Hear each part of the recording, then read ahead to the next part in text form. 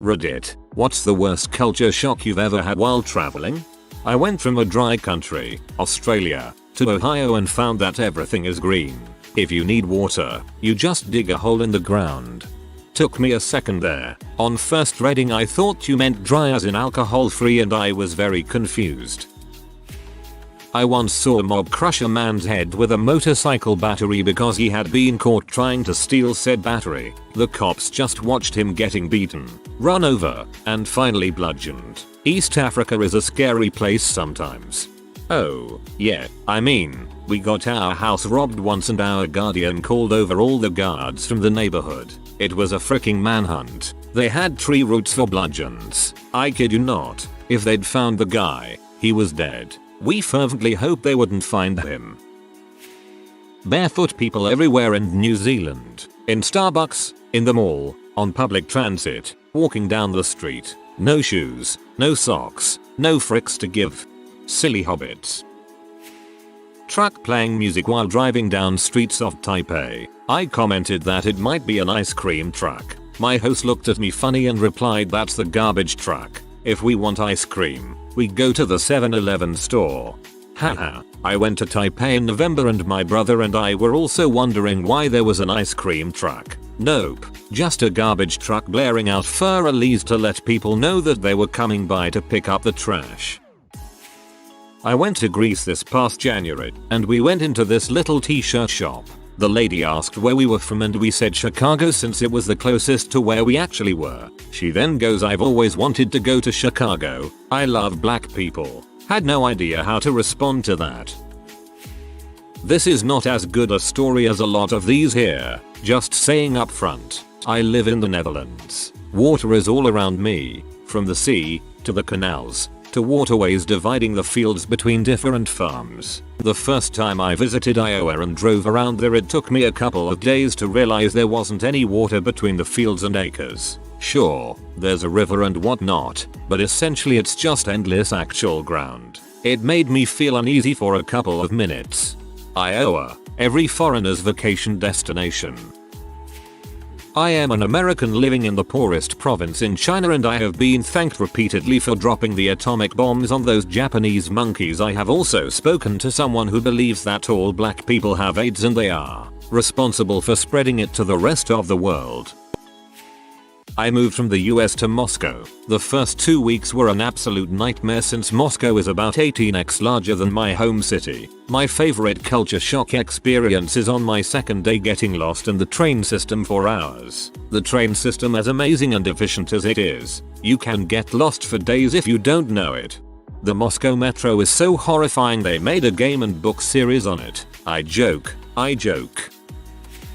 Okay, so in Norway, where I'm from, social anxiety is integrated in our culture. We don't talk to strangers unless we have to. We're never unnecessarily polite. Even the people working in stores won't talk to you unless you ask for it. Look lost. So when I came to New York and the people working in stores asked me how I was completely floored. Not only did they talk to me the second I came in the door, they actually asked me how I felt. I got so freaked out I ended up avoiding stores altogether until I built up the courage. Took me like 3 days. Even then, going into a store was super stressful to me and I almost always ended up blushing and stuttering instead of saying fine thanks. How are you? To which they just didn't reply. So weird. Wasn't sure how antisocial you meant. Then you said people in NYC were polite. That's a pretty low baseline. Moved to and started driving in Poland. Everyone drove as if the speed limit signs were in imperial rather than metric. Then I went on a trip to India, Calcutta, and I saw real driving. When I returned to Poland I realized that Polish traffic is way more insane than it ought to be, but not really insane. We act like our speed limits are more what you'd call guidelines than actual limits. Back when me and my family flew to America my first time, we landed in Houston to switch planes and went to a fast food diner in the airport. I ordered a milkshake and not only was it served in a cup that was like twice my size, they also gave me the shaker in which it was made so no ice cream is left behind. At that moment I was assured I was gonna love America. Went on a school trip from the UK to the US as a kid and it was the first time any of us had been there. It was a hot day in DC. My friend ordered the largest soda he could. We'd never seen anything like it. He was carrying this giant bucket around all day in both hands and always looking for a bathroom. The Chinese toilets that are just holes in the ground. It is even worse in the countryside, where there are no walls and you just don't look at each other when squatting. And everything falls in this smelly ditch underneath where you can actually see all the poop. That's not just small towns. You can find wall-less bathrooms in the major cities as well. Been in one in Beijing and Shanghai. It's extra weird when your knees rub against the guys next to you. What is with American toilet stalls having the doors end like 2 feet away from the ground? Every time I took a crap I was half expecting to see someone poke their head under because of how much space there is. And sometimes little kids do exactly that. I was in Germany a couple years ago with a friend of a friend who was born in the Soviet Union and who still lives in a former Soviet satellite. Someone tried to get us to sign a petition. After the guy left, I had to explain the concept of a petition and he said, "Oh, in my country if you want to change the government you just disappear." Flashbacks to 1984.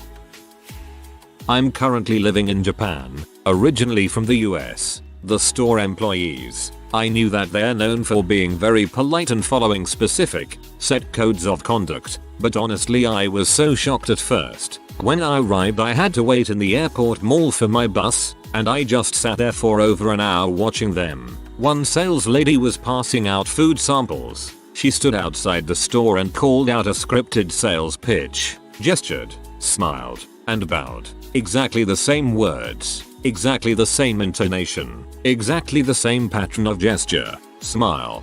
Bow. Over and over and over. It was like watching a robot. Even her eye movements and the way she moved were very stiff and machine-like. People completely ignored her, making it seem even more like she was just an object. Eventually I went over to get a sample from her and she was quite nice and talkative. Just a regular lady doing her job. But until she snapped out of the sales lady script it was almost terrifying.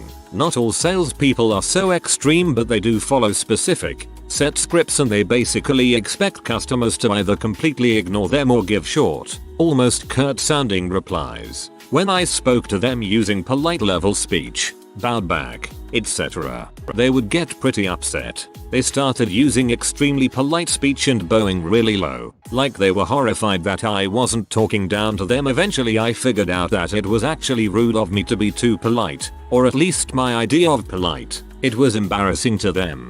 It really drove home to me that sometimes your gut reaction of what's the right thing to do can be completely wrong.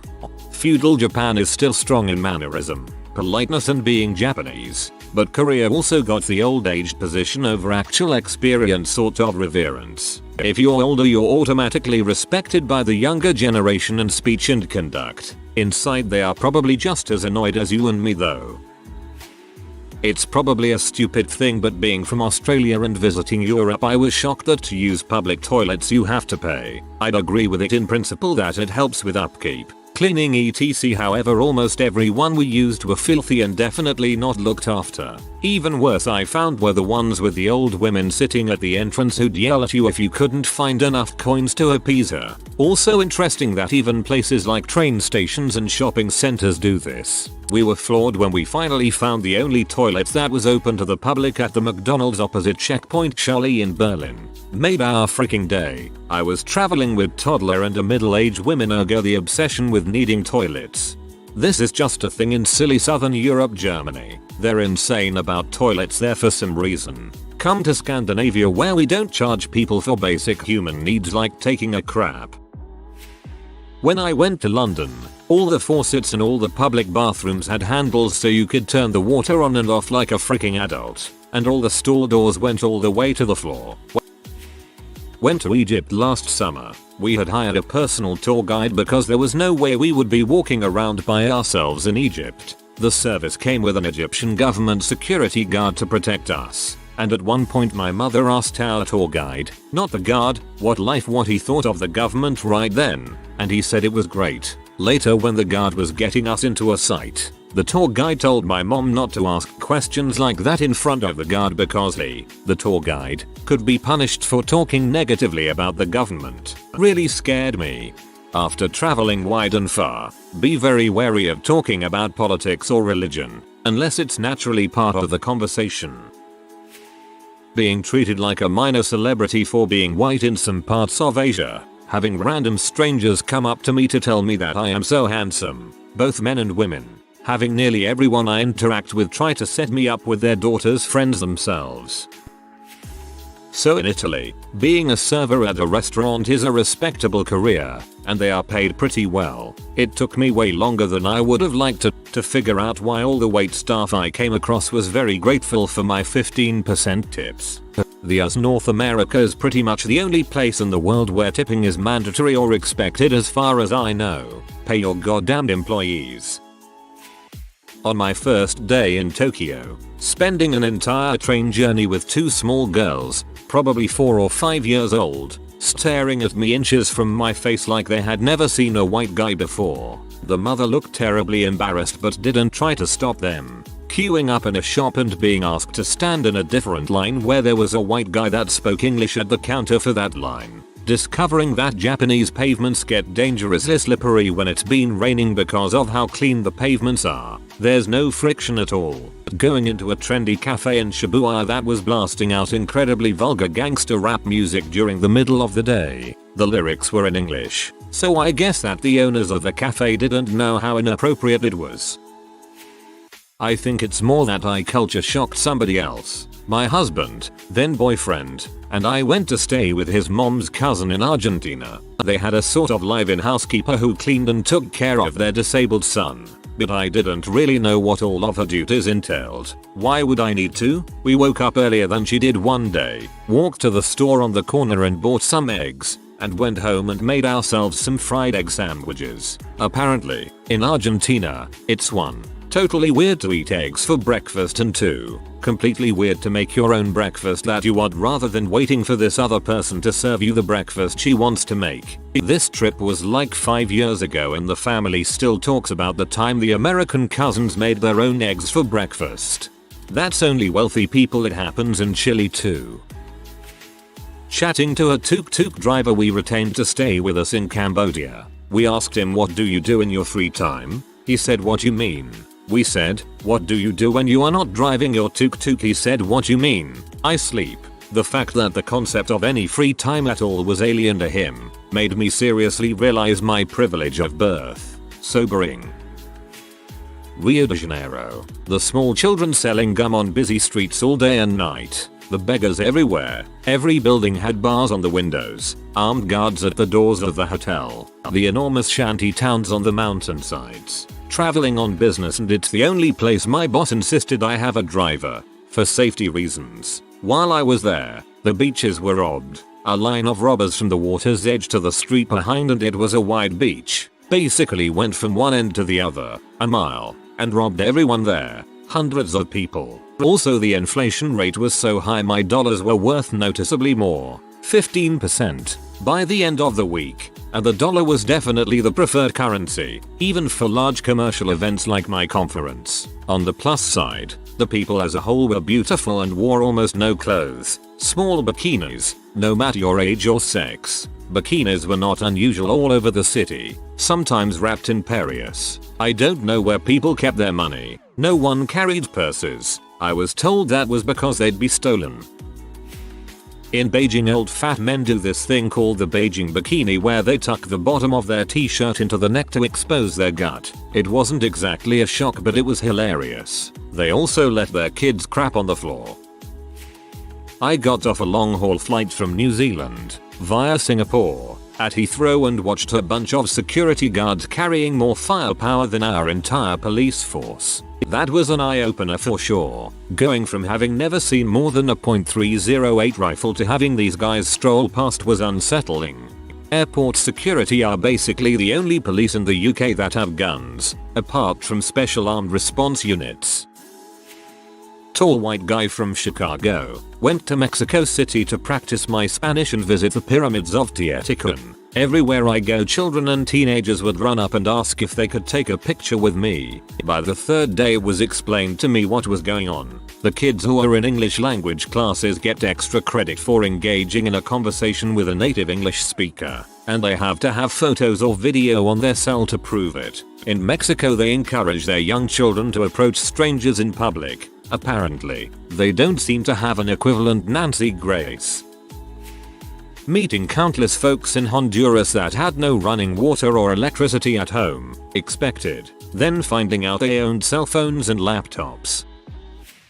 I was in UK on work experience program from Czech Republic, and I was told to be always polite, that British are very strict about good customs. People that were exact opposite of what we've been taught. They didn't give a dang about greetings and good manners. People were very open-hearted and told you literally everything that's been on their minds. Cashiers in supermarkets would sometimes try to initiate conversations. I got complimented on my long hair and other things. One of them was curious about my accent and treated me for a cup of coffee after the shift. On the other hand, they were apologizing for almost everything. A lot of times I just evaded other people on streets and they apologized. It almost drove me mad. As a Canadian, I fail to see what's wrong here. LOL. Billboards while driving through the States. I'm from Canada. Good lord, nowhere in Canada would you see a billboard that says Jesus would keep the baby. The women in the Caribbean were much more flirtatious and forward than back home. It made me super nervous. I had a girl approach me in a Wendy's of all places and ask if my friend and I would like to join her and some friends at the beach. My buddy and I keep arguing about whether they were H and we were going to get drugged and mugged. Nope, just some teachers who thought we were attractive. That happened multiple times over the years, and practically never happens in the US. I can count on one hand the amount of times I've been approached by a woman while on American soil. Anytime I go abroad, especially to the Caribbean, it happens multiple times. I still don't understand. Time to book my tickets, I guess.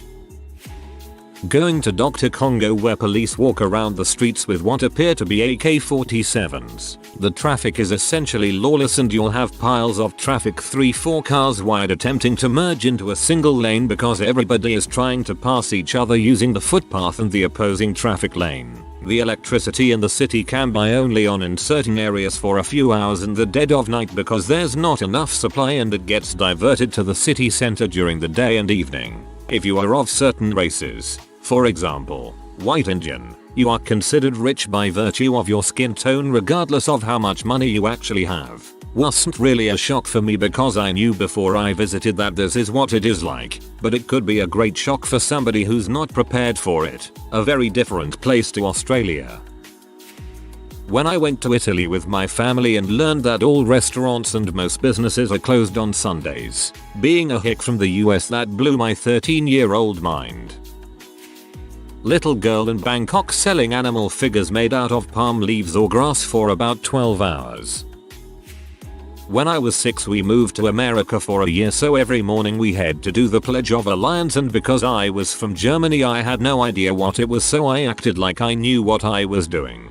I live in America, and a lot of people have that. This is kind of creepy realization around 8th grade, when they become teenagers. Once you get to high school, a lot of people stand, but don't say it, or continue working on schoolwork while the pledge is said over the loudspeaker. I think as the years go on, less and less people will actually say it, but that's just a prediction.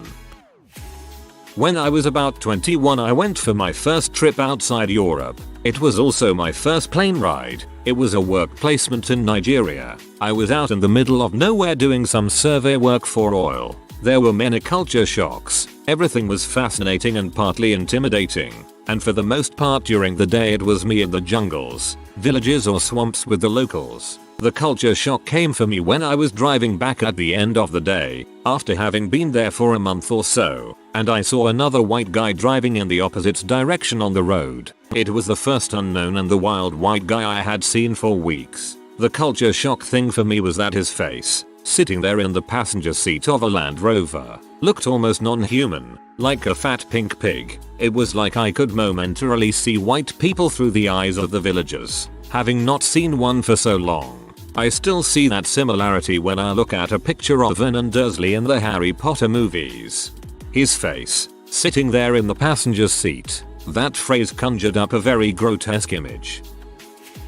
Ordering iced tea in a restaurant in America. In Canada, when you order iced tea, you get what Americans call sweet tea. Unsweetened iced tea is basically not a thing in Canada. At least, I have never seen it. Imagine my surprise the first time I ordered iced tea in America expecting a sweet drink. Yeah, this really matters where you are. A lot of areas in the South would give you 99% sugar sweet tea if you asked for an iced tea. I was an American white woman living in Vietnam, and I made friends with a Vietnamese woman who could speak English. We were talking about our situations growing up, and I told her about how mine was pretty crap. Abusive parents, constantly sick, constantly hungry, etc. She was in no way trying to best me when she said the following. She just calmly told me the story about how her family kept trying to talk her into being sold into marriage or prostitution so her brothers could get a better education. Turns out that's a very common practice for rural Vietnamese families. Now, my life growing up was pretty crap, but never once did my family try to sell me into the sex trade. It really put things into perspective and made me thankful for how good even the worst of times were for me. I just went to a Thai wedding. At one point, a very drunk middle-aged obese woman was thrusting a wooden phallus in my face while walking the groom, whose name I don't know, down a highway holding an umbrella to keep the sun off of him. Visited Gatlinburg, Tennessee to see the Great Smoky Mountains. I'm Canadian and it was like a living stereotype. I was there around the time of some political event involving the Confederate flag, so they held a flag rally in the city. It was this massive line of giant pickup trucks with the Confederate flag on top. It was weird, but even weirder is that there were people with pistols in holsters on their belt. I'd never seen a gun that close before, and they were just walking around with that. Yay, that's America in Republican Outback. The funny TV show On a Plane to Saudi Arabia where the guy beats his wife for back talking him with a shoe. Same trip the military trade show in Abu Dhabi. Some next level shady crap. But what the frick? I, an American, lived in Germany for several years in college. They have an obsession with fresh air, which mostly I loved. However, I got into a full-on, verbal fight with a girl because I wanted to close the window in a public bathroom in January. To top it off, it was one of the snowiest winters in a long time, 2008/9, and I was in Hamburg, which is a northern port city. I just couldn't handle having my butt freeze to the toilet seat anymore. I am from the UK, Russia, the roads. I went to Moscow and St. Petersburg and the roads were terrifying. There was one that was at least 6 lanes wide and had no crossings at all. We just ran and hoped. Also, I expected Russians to be super scary and the opposite was true. I found everyone to be really friendly. Germany, efficiency. That stereotype is true. I have never had such quick service and such a good experience on a city metro. Also, the people were friendly as long as you didn't interrupt them. In London, it's very much head down and don't talk to me attitude. Italy, wonderful food all the time. It ruined eating out for me because literally everything I ate was the best version of that food I'd ever had. Also, people selling things by going right in your face. That was quite unnerving. I loved traveling though. Culture shocks are all part of the experience. If you are new to the channel, you can subscribe. I publish new videos every day. Until then, check another video.